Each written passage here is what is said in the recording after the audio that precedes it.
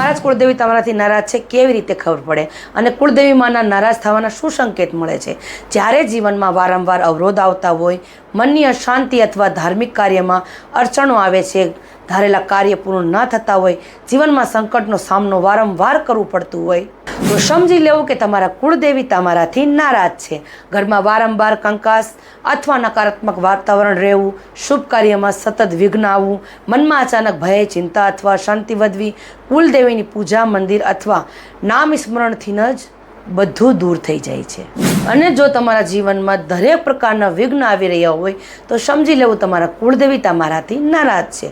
તો આજે આપણે વાત કરી તમારા કુળદેવી તમારાથી નારાજ હોય તો તમને કઈ રીતે ખબર પડે છે. હવે નેક્સ્ટ વિડીયો બનાવવામાં આવશે કે તમારા કુળદેવી તમારાથી નારાજ છે તો એમને રાજી કરવા માટે, પ્રસન્ન કરવા માટે કયા આપણે ઉપાય કરવા જોઈએ.